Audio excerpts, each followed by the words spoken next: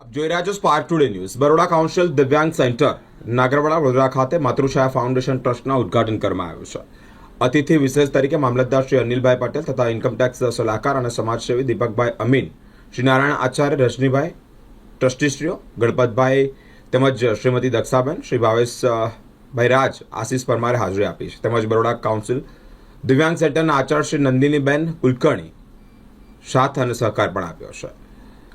સ્વર્ગસ્થ ચંચળબેન દલસુખભાઈ પરમાર, જેઓની પુણ્યતિથિ હોય 10મી તારીખે તેઓની પુણ્યતિથિ નિમિત્તે જ આ કાર્યક્રમ આયોજિત થયો.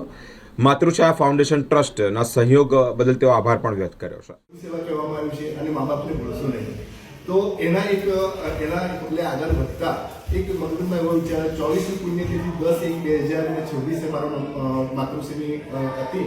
તો એ પ્રસંગે હું અહીંયા આ સંસ્થામાં મળવા આવ્યો અને વિકલાંગ બાળકોને અહીંયા શું કહેવાય કે એ જોયું આવીને કે છોકરાઓ અહીંયા કેવી રીતે રહે છે અને આ મેડમ જે છે નંદનીબેન કેવી રીતે એ લોકોને સેવા આપે છે. તો એક એવો વિચાર આવ્યો કે આ સંસ્થામાં એક ટ્રસ્ટ આપણે બનાવીએ અને સેવા કરીએ આપણે. તો 10/1/2026 રોજ માતૃછાયા ફાઉન્ડેશન સેવા ટ્રસ્ટનું એક ઉદ્ઘાટન માટે આજે આપણે અહીંયા ભેગા થયા. એની એક રૂપરેખા નીચે મામલતદાર શ્રી અનિલભાઈ પટેલ પધાર્યા, દીપકભાઈ અમારા ખાસ પુત્ર છે અને ઇન્કમટેક્સ સલાહકાર છે, તો અને આચાર્ય સાહેબ છે અને અમારા ફેમિલી મેમ્બર ટ્રસ્ટીઓ છે, ભાવેશભાઈ છે, દક્ષાબેન છે, આશીષભાઈ છે અને રજનીભાઈ છે. તો એ બધા આવ્યા અને એ બધાનો ખૂબ ખૂબ આભાર અને બધાને ધન્યવાદ. અને એ નિમિત્તે એક નવું ફાઉન્ડેશન શરૂ કર્યું છે માતૃછાયા ફાઉન્ડેશન.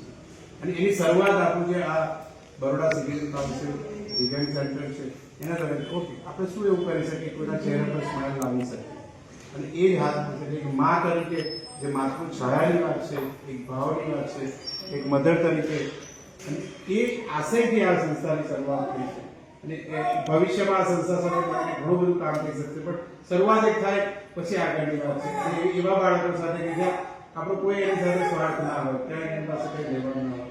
તો અત્યારે કરવા સૌથી મહત્વની વાત એ કે આપણી સંસ્થાના આચાર્ય મેડમ છે, એમને આપણને ખૂબ સપોર્ટ કરે, સહયોગ કરે છે અને એમને આપણે પુષ્પગુચ્છ દ્વારા પહેલાં અભિવાદન અને કૃતિવાદન આપેલા છે અને દર્શાવેલ